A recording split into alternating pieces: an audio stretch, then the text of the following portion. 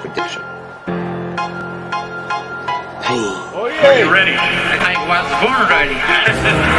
Obviously, you're a little, aggravated by the line of questioning regarding Canelo. I don't want to touch this, dirty, so bad, I don't want to touch his name. I'm working on feeling the art of humbleness. Hey, you beating me, that's the reason why I'm crying, because I'm not that person anymore. And I miss him. But sometimes I feel like a bitch. I don't want that person to come out, because when he comes out, hell is coming with him. And it's not funny at all. It must sound cool, like I'm a tough guy. It's just, I hate that I'm scared of it. It would be awesome to, be being a great war. Maybe we were the Mexican. Let's go! Way pop! Way pop! Way pop! Way pop! I have to put the joke. No, hey. Thank you for playing, man. I appreciate you. Good timing, man. Can't put predictions, man, but I definitely don't want to leave it to the judges.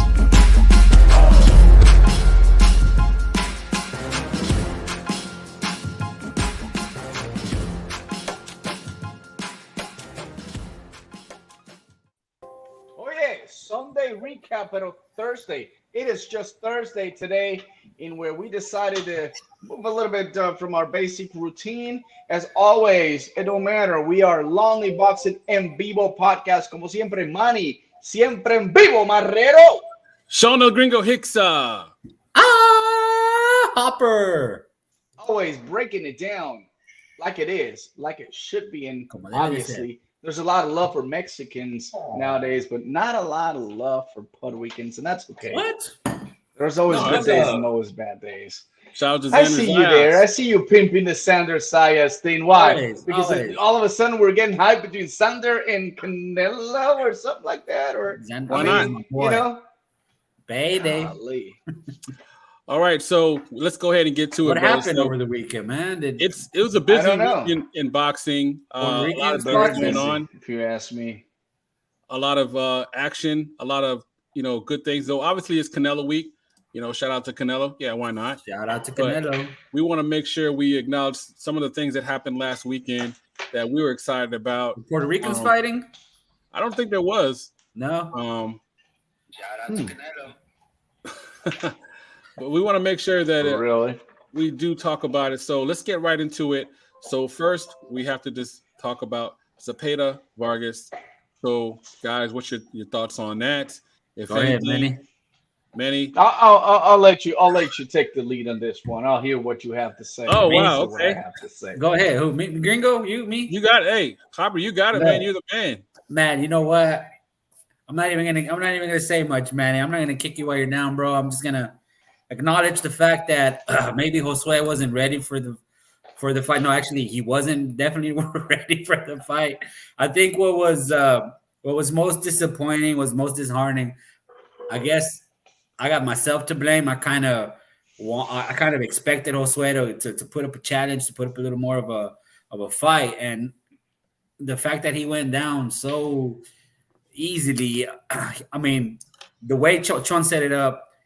He threw a feeler jab, and Josue just bit on it like an amateur, and walked right into the overhand left, which was very. It just shows you the levels, like Chon said. There's levels to this, and I was extremely disappointed for Josue because, I mean, when you talk that much and you act a certain way, extremely disrespectful, you better back it up, or you're gonna get shredded by. Not just us, by everybody. And Chon won. I kind of had a feeling he would win, but I never expected it to be over in half a round, less than 2 minutes. And shout out to Chon. I will say this about Chon. He is one of the most underrated 140 pounders in the division. He had a razor-thin decision against Jose Ramirez.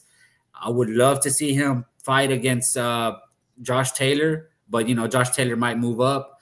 I would love to see that fight. I would love to see how Chon, Ramirez, and Josh Taylor, they all seem to be in the same. He not moving up yet. He probably gonna that would be great. I would love to see Chon. Shout out to you, Chon, our underrated fighter, put on a hell of a performance. He calm, cool, collective the whole week, and just showed Josue, hey, you're not ready for that just yet. And we'll see how Josue bounces back. Yeah. Hey, good stuff. I mean, I totally agree with you, and honestly, definitely, yeah, it was a very difficult weekend for boxing, for Puerto Rican boxing. And as you can see there, I mean, he got annihilated in the first round. I mean, I didn't have a chance to go. I mean, I went and got a beer, came back, it's like done, right? That's For how real. fast it was. But the reality to this is, guys, is because even though our weekend was a very disappointing, there were various Puerto Rican prospect contenders that were fighting that Saturday. For me, if I would be disappointed in this fight, yes, I was, because like you, Hopper, I expected it to be a lot better. But the reality to this is, I think Josue Vargas and his entourage, they needed a wake-up call. Okay, I've witnessed how these people operate behind the scenes, and it's not fun. It's not fun. Listen, I'm an spectator. I'm watching the fights, and these guys are controlling the ring all around it, and they didn't even have floor seats the time that we went to Kissimmee, Florida, and it was very annoying, to the point my dad, he came in and was like, "Where's security at?" I mean, and even security came in and confronted them. They had no seats. They went to other section, which, by the way, were empty, but they were all Berlangas, as I noticed later on, and they were just on top of the chairs, screaming out loud, bullying at people. Yeah, you guys didn't see that. And this was at the Pitufo Diaz Navarrete card, right? Exactly. And now you go into a major event in where all hands on deck, everything's in stake. If you win, you get a mandatory for an opportunity to be a champion, and then you behave the way you behaved in the press conference, in the weightings. I mean, you don't do that. You don't disrespect the fighter. And I get that you want to be that bad boy, want to sell some tickets, and I don't think it's actually Josue Vargas. I think it's his little entourage around him. And you guys did see how they behaved afterwards when they started exchanging kicks, punches, even females getting on top of the stage. I honestly don't like that. Even though I did predicted that Josue Vargas would knock out Chon, and you actually gave me shit like no one's ever done that, neither even Jose Ramirez. And I get it. I'm Puerto Rican. I love boxing. I support boxing. But I got mad hardcore for the people in my island, which is the mecca of boxing. I got respect. But the fact of the matter is that these people behave that way. I was hoping for a whole different scenario, which it actually happened. And if this is a wake-up call to the people around Josue Vargas, and he hasn't even acknowledged that is actually hurting his reputation and his career, there needs to be a stop and a shocking. And right now, if I was his brother right now and looking at the memes and the way he conducted after the fight and the crying and everything goes about it, I hope you would understand that you got to root for yours, but you got to be humble, everyone around it, and understand, let him do the talking with the fist. Let him promote the fights the way he wants to promote and get attention to the public by doing certain things. But you as a fan and him as a boxer, it was a horrible weekend, and I hope you guys are learning from this. Is it the end of the road for Josue Vargas? I don't know. But until then, yes, he lost. Yes, I was disappointed. No, I didn't cry. But the reality is, you got a reality check in your lives. And I hope they learn from this, because it wasn't tasty. Great job for Chon for staying focused after being bullied so many times. Disrespected, trying to take away his title away from his hand, and also throwing the flag in front of him when that's his spotlight. You're the challenger. He needs to get the spotlight. And you try to take away that from him. Great job staying calm, but great job having your fist to do the talk. Viva Mexico. Viva Mexico. But also, Manny Gringo, it was we have to mention this because it's a shitty what happened after it was reported by a very respected and credible media source that Josue Vargas' entourage or fans attacked Chon Zepeda on his way to the hotel, which just fuels more gasoline. Well, listen, Hopper. We don't know. I haven't. Well, that's why I said it was reported. It was reported by. I haven't heard anything validating that. But I'm gonna tell you, Hopper and Gringo, something. What I witnessed when I was down there, I truly believed it. because there was a lot of bullying fans to fans, and there was a lot of stuff going on behind the scenes that I do believe that some of these things could happen, not at the bigger level, because Josue Vargas and his team is not that stupid. But I would think that probably there was bullying and there was stuff throwing them of the frustration those guys felt because they talked too much and they couldn't, they talked too much and they couldn't walk it and make it deliver inside the ring. So, yeah. Great stuff. Definitely. My thoughts on it is that I was disappointed from a fight fan, just, looking at it as just pure boxing, that, Vargas, it looked like he believed his own hype and he didn't go in there like he's, you're a boxer. Why are you trying to go in there and bang? And like Hopper said, he just walked into it was basic. It was a feeder jab and he bit on it so hard. Completely. Like here I am. Left his chin up there. Yeah, I mean, like he thought he had, I don't know, like Carl Froch's chin or something. Or Canelo's chin or somebody's chin. Or all of them right. Super chin. Well, Canelo hasn't been tested yet to get that chin tested yet with power. But I can tell you that the Triple G's number one fan. can you have take something it. to say about that? I know he's trying to bait me. I'm going to let him have it because it's been a tough weekend for him. All right, so speaking of... Hey, he's coming back, though, and we'll talk about it, but he's coming back. I'm excited to hear what you have to say in future shows. Not now. Stay tuned. I think it's actually a good sequence to transition to questionable chins. Caraballo versus Sultan. Ouch. All right, so here's the thing. Baby. Ouch. Not only was he ranked high by, a lot of our, our peers and our friends in boxing that, love him, support his fans. We've been hearing about him from our own brother. So I got to know how you feel about it, because this one I know hurt you. Josue Vargas, he's a knucklehead and he got what knuckleheads get. Number 53 in the world, like Zepeda said, there's levels. This is different. He was the star. He was a co-main event, but he really was the star of the night. What happened and what's your thoughts, brother? Well, I mean, first of all, yes, there's levels, and I love Sean the way he described that, and then he reaffirmed there's levels and there's levels. That's fantastic. But man, Sultan, I have to say he's a tough son of a gun. I never expected this fight to go this way. We all knew the talent that Purin Caraballo had. 14 fights, 14 knockouts, very powerful at the bantamweights. He was just one of those guys that we knew for a fact, and he's still going to be a star. Mark my word. But you got to go through these type of fights. No, we got to go through these type of fights to really learn it. Star. He will be a star. Mark my word. You got to go and trust me. I can come back. I can come back. I can come back on this. But the reality is that the better man in the ring was Sultan.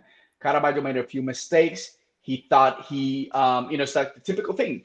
You just throw in too many punches. You think you have them. You guess out. You leave yourself open as you exchanging, and then you get knocked down 4 times in the fight. Although probably most of you didn't see it. Most of you saw it different. There were slashy and knockdown that happened in the fight. Yes, when we saw it, when we reviewed it, it could have, it wasn't a punch or wasn't a punch. It was marked knocked down, but the reality is it's not about that. It's about how you didn't stick to your defense part of it and let yourself caught up in some of the exchanges. Not really, for my end, to be honest, is not respecting the power, okay, that Sultan can bring with this combinations that he was throwing. And he got caught 4 big times. Not only 4. There were several times that, Caraballo got caught, pretty hard. And he's just, his chin got tested. He got knocked down 4 times. But, there were some times that I was like, wow. How is he lasting till the end? And honestly, yes, this has been my biggest frustration of the weekend because I thought that things were going to go a little bit different. There's opportunities for future championships at this weight division for him. And not a lot of people are talking about him, but he is a very tough kid, humble, and also with a great punching power. That's why I believe that this he went through, he will grow from it, he will learn, and he probably will come back a little bit stronger. I'm going to pass this along to my analytic Hopper. Hopper, you tell me, What did you see that day? That was a beautiful speech, by the way, brother. That was pretty good, man. I almost teared up. That was a good one. Oh, you teared up? Okay. Yeah, I mean it's almost. You know, almost. No, what It's a not great a fun fight. weekend night. Great fight. Excellent fight. Props to both warriors for going in there. Jonas Sultan proved he was a little too much. Caraballo stepping up, and it kind of sucked because he had just signed with Top Rank like a few days before. Like 2 days before. It didn't work out. So I'm sure Uncle Bob and Miguel Cotto Promotions aren't too happy with it. And here's my thing though. And I'm going to piggyback off of what Gringo said. Caraballo has all the talent in the world. That's evident. But does he have the chin? That's because Sultan was landing punches that if you want to compete at the elite at the elite level, you know, with guys like who's in that division? Donaire, right? Nonito's in there, Casimiro, hell, even the Maloney's pack a punch. I mean, you want to compete with those guys. The punches that Sultan were landing, yes, they were hard shots, but you shouldn't get knocked down 4 times. Well, that's what the defense comes in, Hopper, and that's why he's thinking that he can sustain because he's a very tough fighter, and he's got some power himself. You think you can take some of these punches, but you're not caring for yourself and making sure that you move around and not let those punches get into you and be careless. That's what he needs to learn. Because it seemed like every time Caraballo was gaining momentum, knockdown, boom, knockdown. And then just when you think he's going to turn the fight over, knockdown. You know, Sultan would land a short hook and just catch him clean, and he dropped to the. Yeah, that's what I'm saying. You're just too overconfident. In where you know you got the skill, but you weren't able to capitalize, and you leave yourself open. That's just a common mistake a lot of people make. I guess Gringo, if you want to give your thoughts, because I want to ask Manny something. Sure. Thoughts on the fight is Caraballo. I was impressed with him from the standpoint of his combinations. I mean, he's definitely a slick boxer. I thought he had the wrong strategy. He was engaging way too much, and he was on the ropes. I wasn't really sure but it looked like he was in great shape. Like he wasn't like resting. So that tells me that he was allowing himself to be cornered and allowing Sultan to cut the ring off. So I don't know if he got caught up within the moment, because I saw him fight before on NBC on the sports. And, you know, he fought more of a strategic fight, where it seemed like he got caught up in the moment. I'm going to overwhelm this guy with my boxing ability. And Sultan was like, man, I'm here not to get a paycheck. Sultan was there to win, man. He was there to win. He just had a newborn baby. And I think, from what the commentator said, I don't think he'd seen the baby yet. So he was extremely motivated. Yeah. No, he definitely had some motivation. And then also, I don't want to go as far as, because this is my brother's line, and I agree with it. I don't want to quite call it matchmaking gone wrong, but I think it was matchmaking set up to make Caraballo look good. This was a test, though. No, it wasn't, because if you think wait, let me interact in here. All right, because I think a lot of people, because you haven't seen him or heard him before, his last 11 opponents were opponents that had more than 15 fights, even more than 20 fights that they've done. Like, for instance, Jesus Martinez, 24-3. Felipe Rivas, 17-21. Okay, that was a little shaky, but he came back with very experienced Christian Esquivel, 30-16.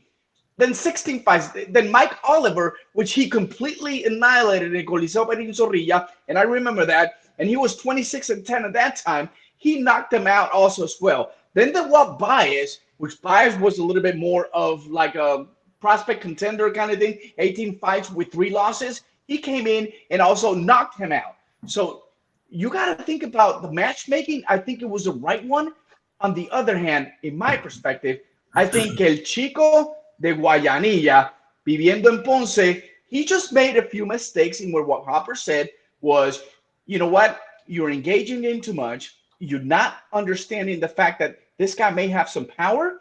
Your chin is questionable. We've never seen that out of him, but now we do. And one loss doesn't define your career, right? And so when you have a talent like this guy, you know, there's a lot of potential into it, but they got to go back to the drawing board and make sure that they correct the things. Because, Hopper, when you were saying he was engaging back again, I felt the moment where I was like, here we come.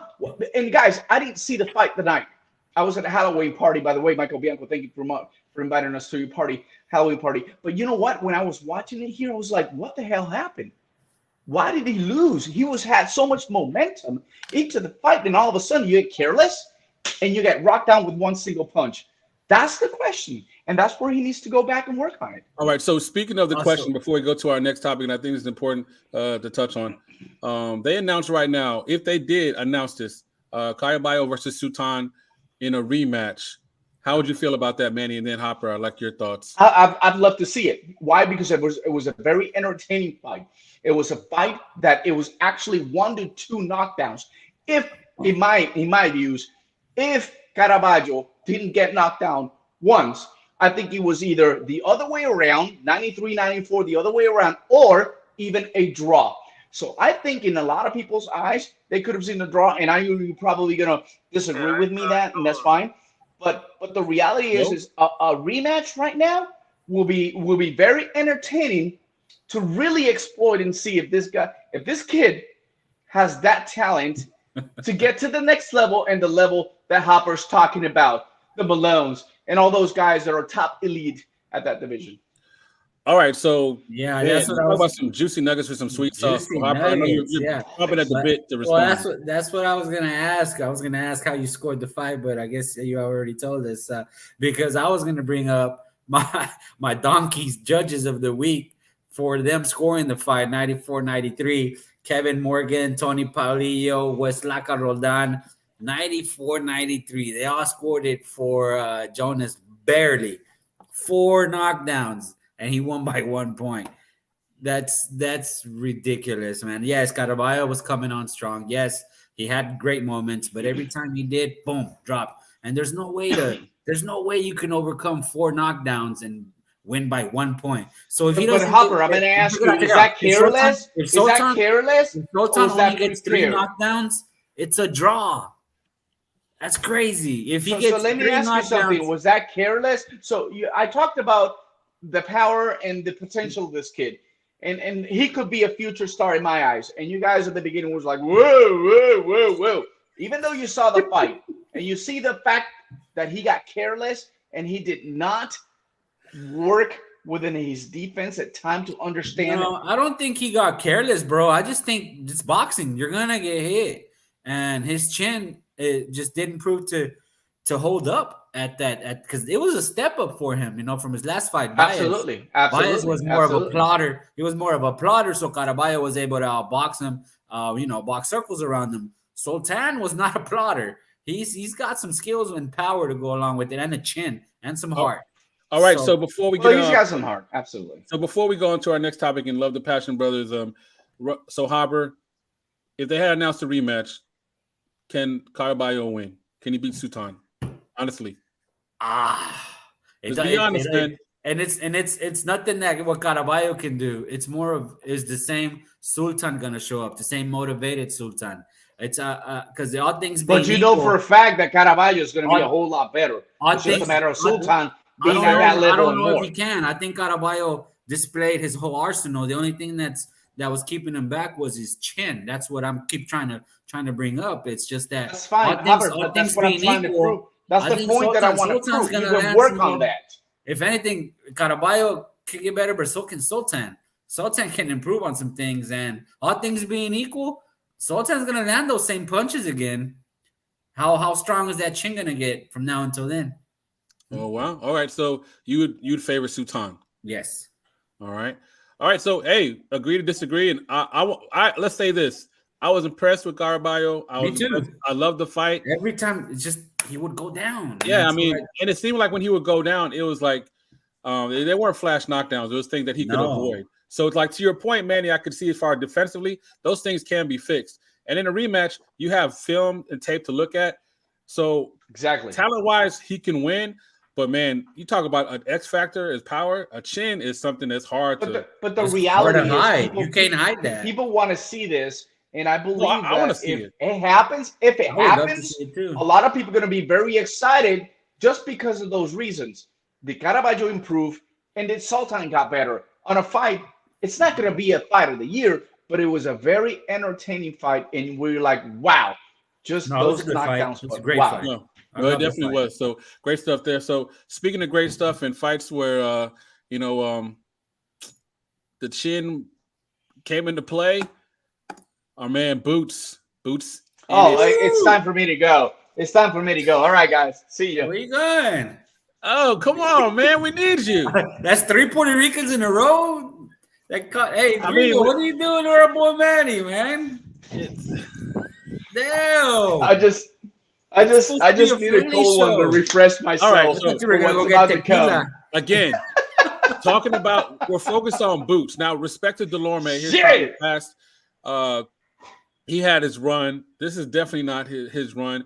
Now before going into the fight, I mean, he's coming off of 2 losses.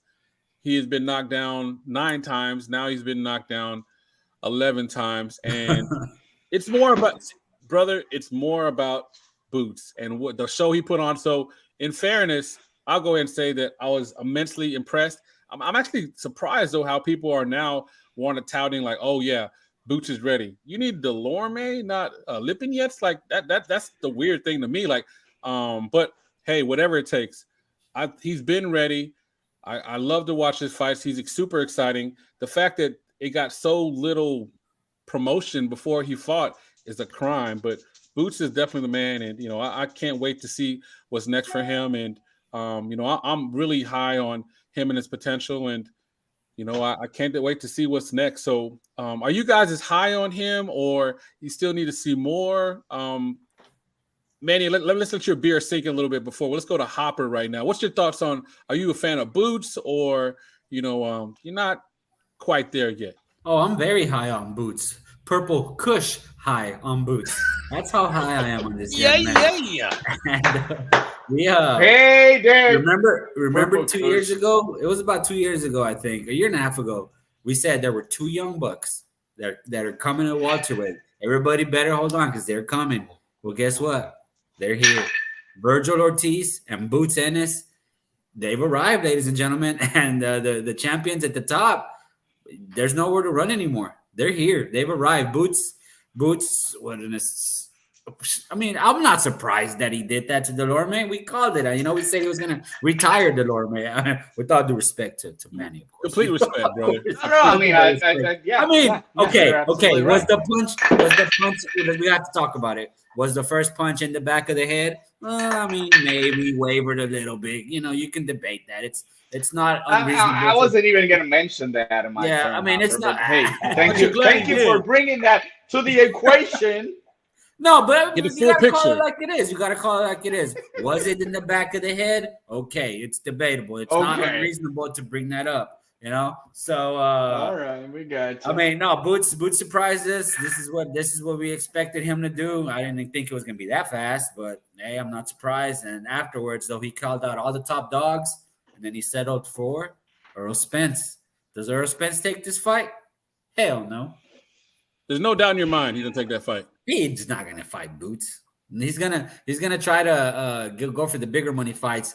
I think this. You know what though? This might benefit boxing fans because this might put some pressure on Spence to fight the winner of Porter and Crawford. If Crawford wins, I guarantee you, Spence will look at again to avoid Boots. Man. I still think that's never gonna happen. I don't know. I think this is working on our benefit because.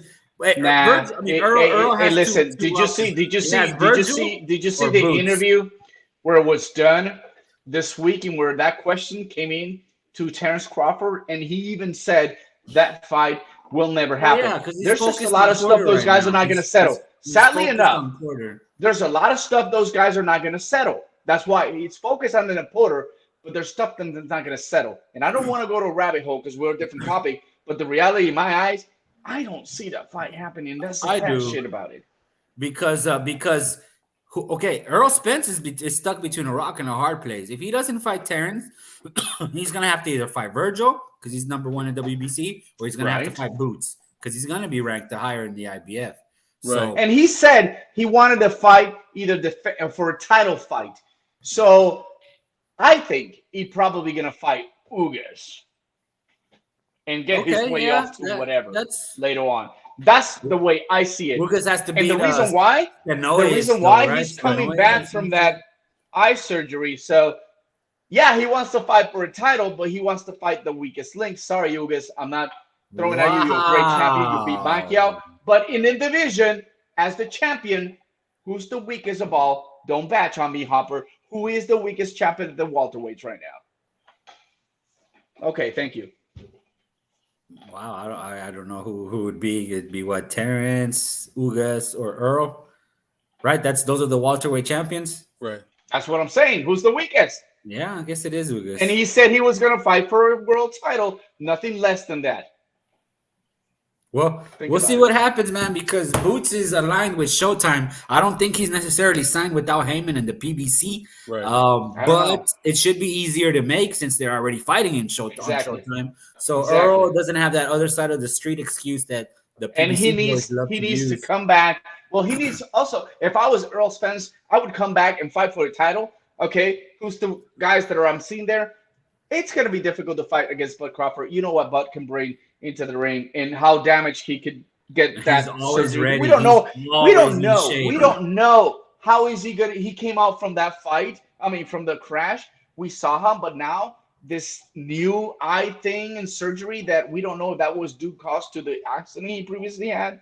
We don't know how he's going to come. He's going to come fight for a belt, and it's not going to be the top guy. And let's see how he performs. That's what I'm waiting for. It's not going to be anyone that's contender. So before we go to our next topic, I got to ask you, gun to your head. It was commented by the manager of Jose Ramirez. He was actually commenting that it's funny that after the fight that Jerome Boots Ennis mentioned everybody in the welterweights, the top guys, except for our man Virgil Ortiz Jr. out of Grand Prairie, Texas.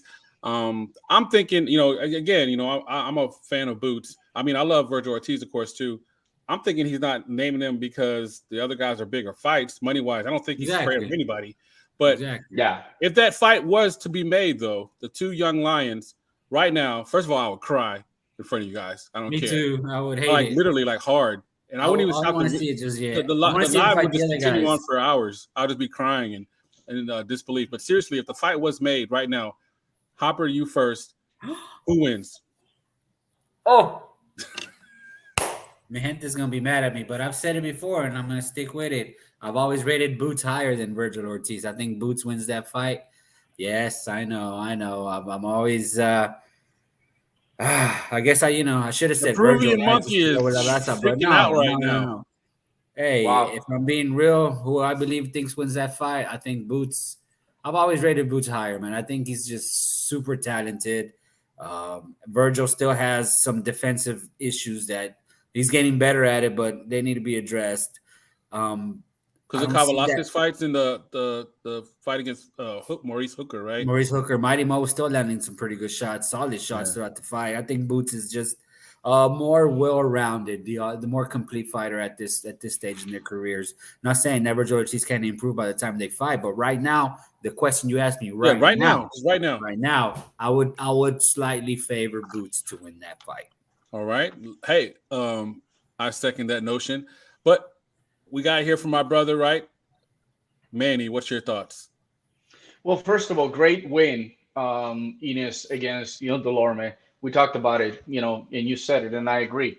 Nothing wrong. A lot of Puerto Rican that lost this weekend, but we knew for a fact that Boots Enos is actually, and I'm bringing it up, and I have no shame to say it. I have no shame whatsoever to say when things are realistic. I'm very realistic on that. But, don't think about a lot of people asking, well, who is he fighting? Delourme. Listen, Delourme has fought with some of the elite level guys at the 140. He fought Terrence Crawford. He fought Jordanis Ugas. He draw against Jesse Vargas. And then he came back at Terrell Williams. And the last three fights, Jamal James, Elis Mantas, and then Jaron Enos, that gives him credibility. Listen, Boots Enos is ready for that next level. Who do I think it would win at this particular time? I got to disagree with you guys. I'm bullish, completely bullish at Virgil Ortiz. I love his youth, the way his IQ inside the ring. I like the fact that he doesn't give up. Kavalaskis, man, he is a freaking son of a gun when it comes to punching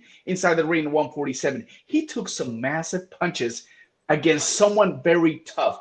at that division. I don't think Ugas, yes, has been tested the way Virgil Ortiz has been tested. He's got power. Boots got power. Boots hasn't been tested, but Virgil Ortiz has been tested this last time when he fought Kabalaskas. For me, when I put things in the balance, who's got the better resume and who's actually been built stronger than the other one, I've always kept Virgil Ortiz on top. And then you're asking me right now, Gringo, who would win? Based on my analysis, I'm going for the Grand Prairie kid, Virgil Ortiz.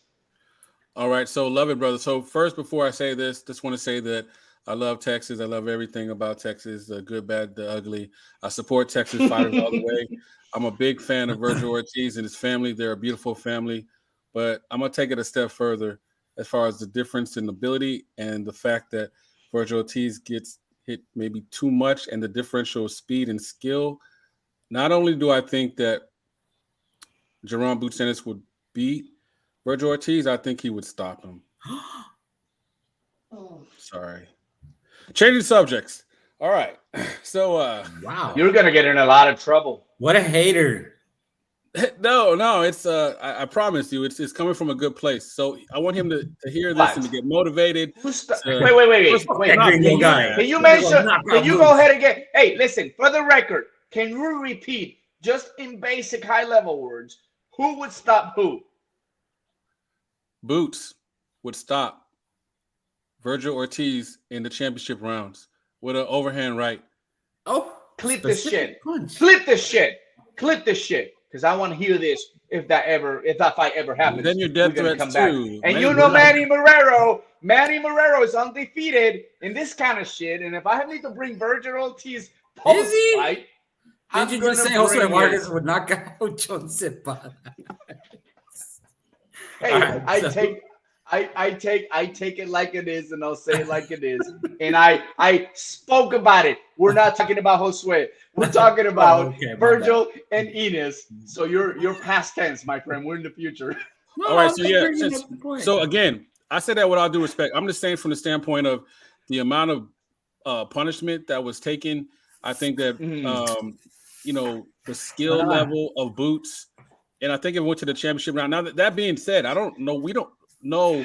But now let's talk about position. Let's stop there, Sean. I'm sorry to interrupt you, but I'm analytic and I'm asserting in my moment right now. I'm not understanding it. No, because listen, we know what topic we're going to next. And so because of the opponents, who do you think that he has fought that is at the level of the opponents that Virgil Ortiz has fought? I mean, he fought Lipinets. Lipinets is not a bad fighter. Chris Van Herden is pretty good. Juan Carlos Abreu.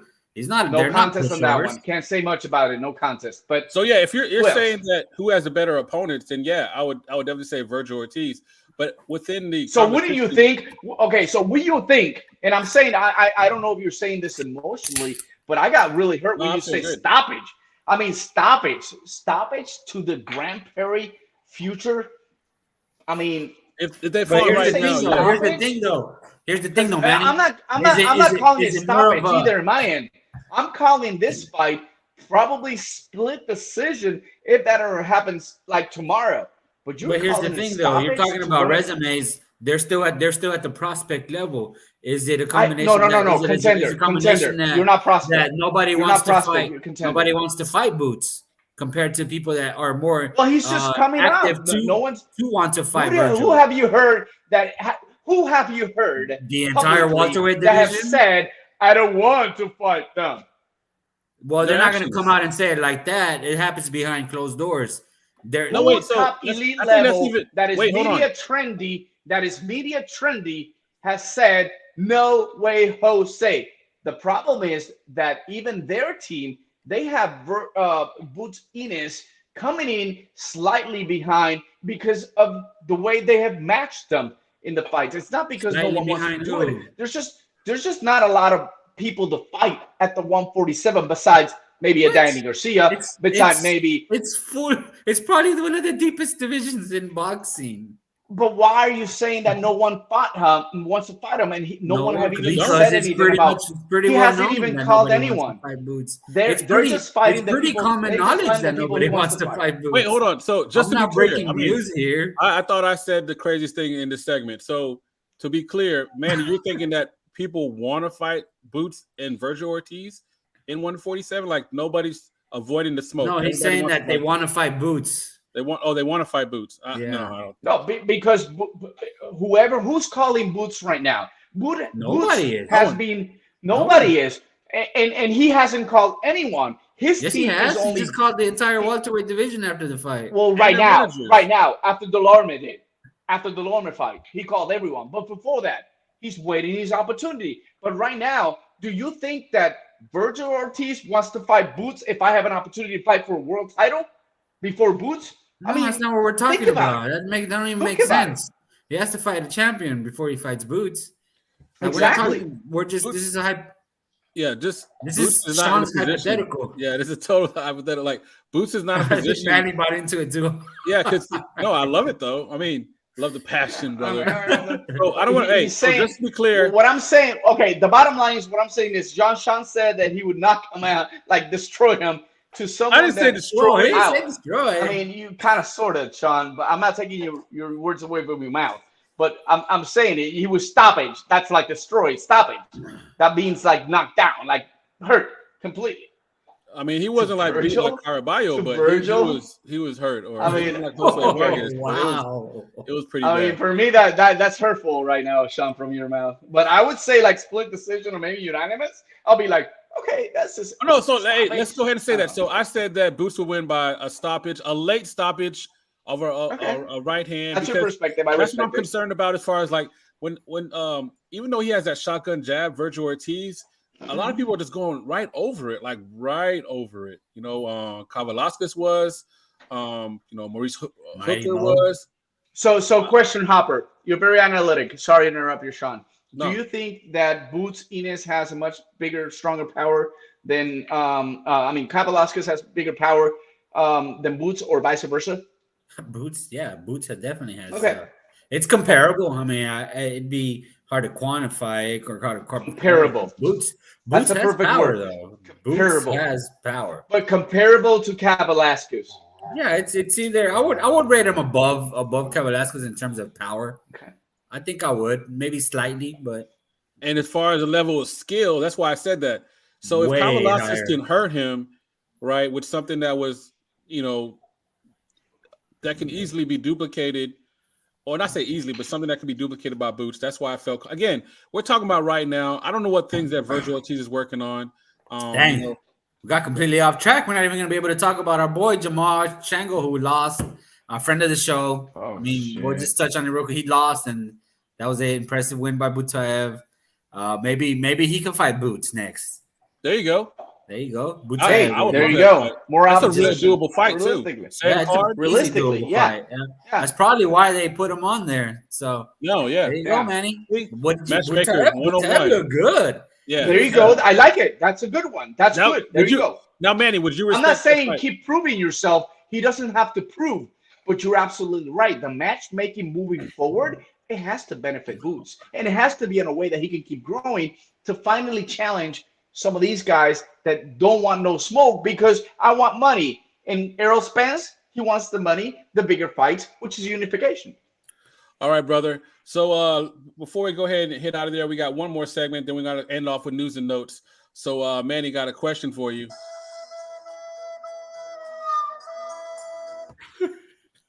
Is Puerto Rican boxing in trouble?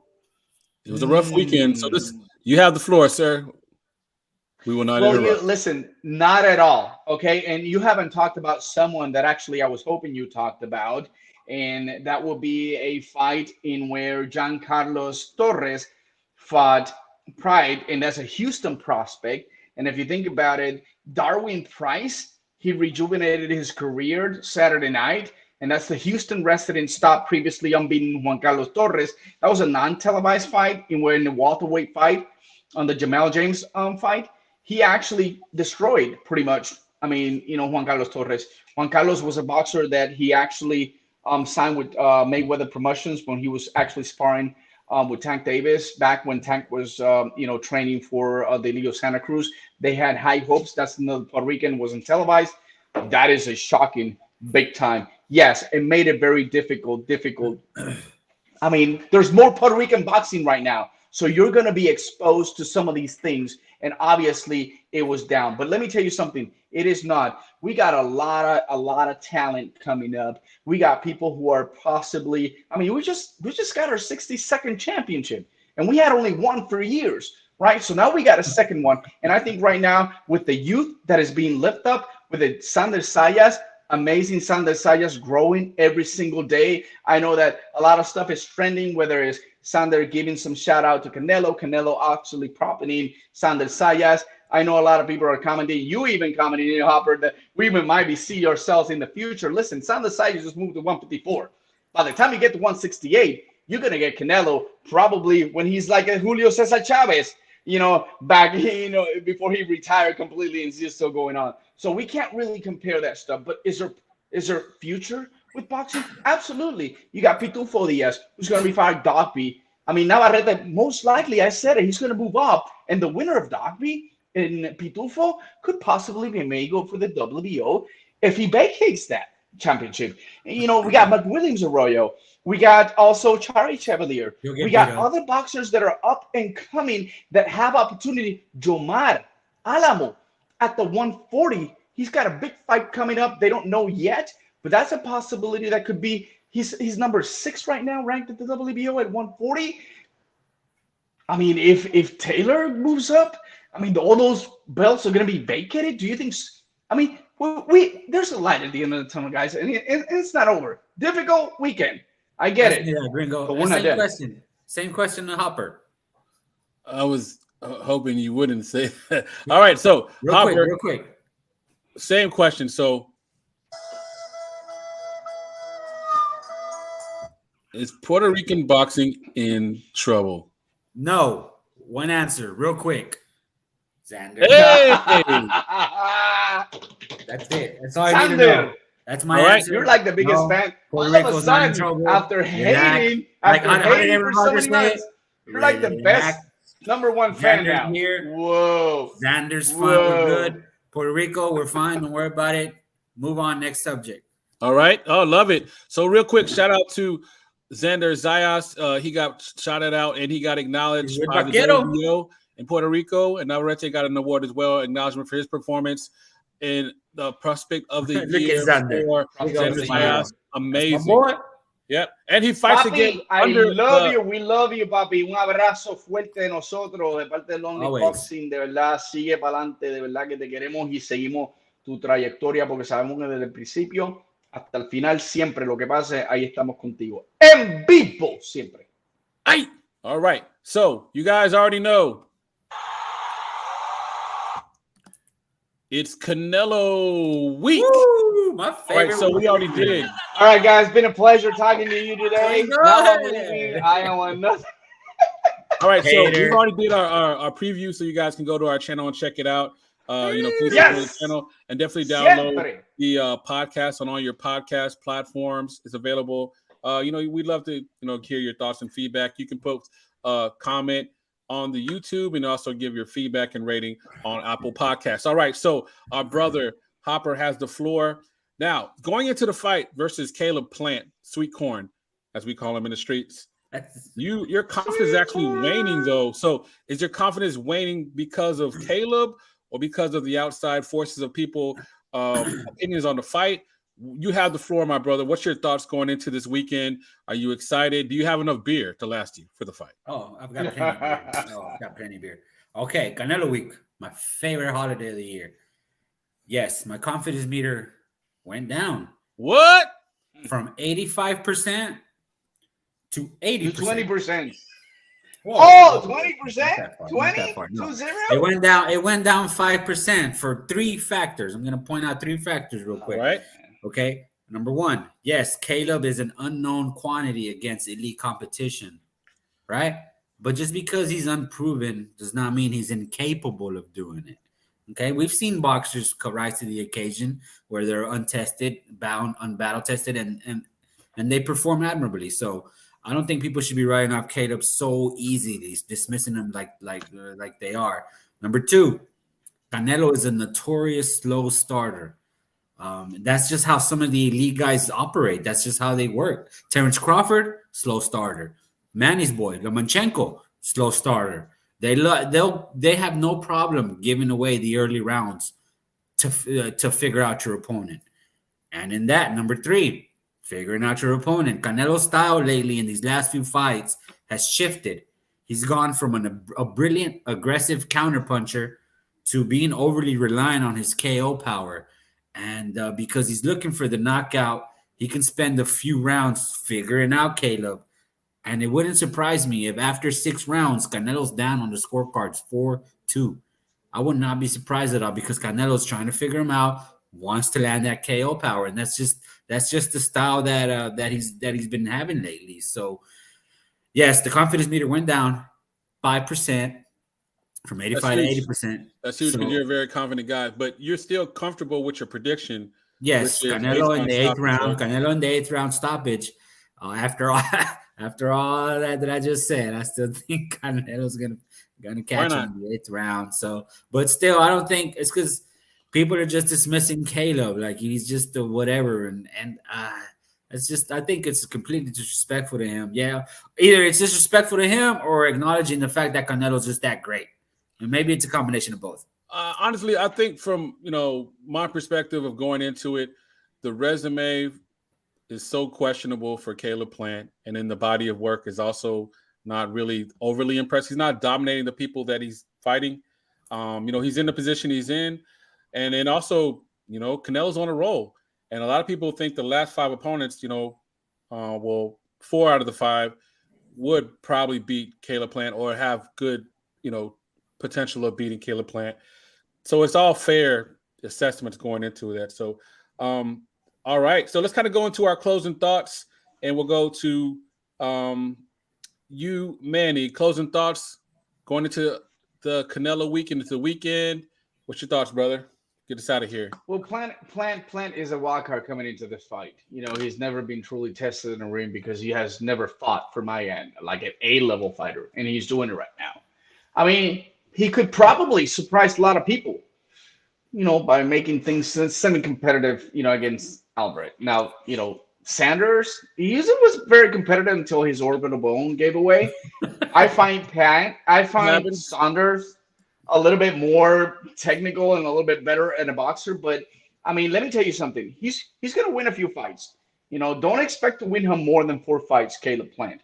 By round 6, all right? And it's going to start like Plant's going to start jabbing, time to test him, staying away.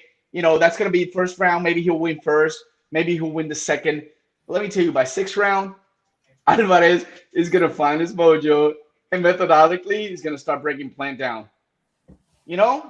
People say not enough to break it down, but we know Canelo gets better round by round. And by the 7th round, I believe Plant will run out of running around, and he's going to definitely find the punching power from Alvarez, and he's going to be knocked down at the 7th round. I got to give credit to Plant, and I can see why you're saying. I can see why you're saying your chances of Canelo went down 5% of winning because you're giving a lot of credit to a very good skill boxer.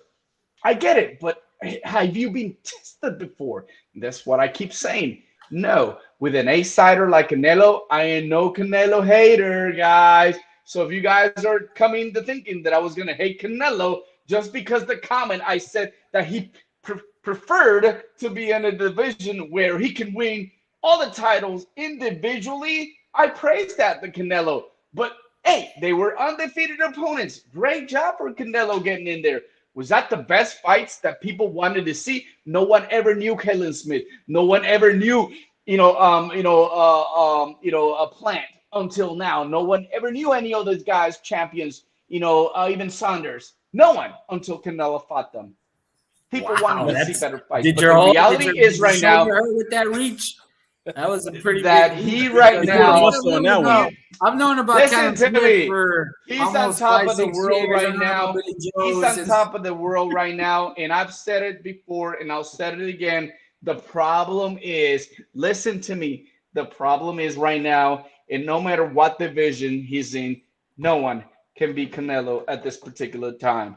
in this era, in my era. If I die tomorrow, I hope that he never gets beaten because Canelo is the shit. Hopper, that's for you, bro. All right. And for everyone that thinks I'm a hater, I'm not. All right, real quick, because I wanted to make sure that our brother Hopper gets the last word. So as far as, we kind of give our brother Manny a hard time as far as Puerto Rican boxing. So I want to leave with 3 things, the good, the bad, and the great. First, the good thing is you got a good fight coming up. It's going to be February 5th. Jose Ramirez versus Jose Pedraza agreed to terms. Sidra, Puerto Rico. Looking forward to that one, man. That's going to be a good one. I can't wait for that one. And then the bad is Joseph Adorno didn't make weight again. Horrible. Over by 2 pounds.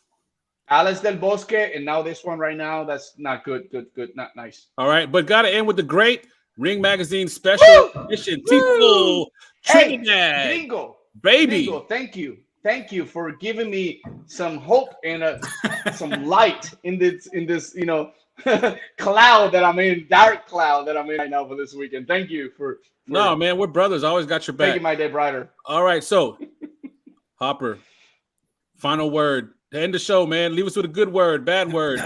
What's your thoughts, man? How you feeling? All I gotta say is, hopefully everybody can watch and enjoy the Canelo fight, surrounded by the people you love. Be safe, drink irresponsibly, enjoy it. Don't drive though. Don't don't drive. Yes. Don't be stupid. Drink irresponsibly, but behave responsibly. We'll be talking about it Sunday. Of course, we'll see how it goes. And I'll be cooking out after a post-victory cookout. Maybe some ribs and some steaks. How about them Cowboys? How about them Cowboys? To the How about them Cowboys? ball! Vivo! Right. Aye. Aye.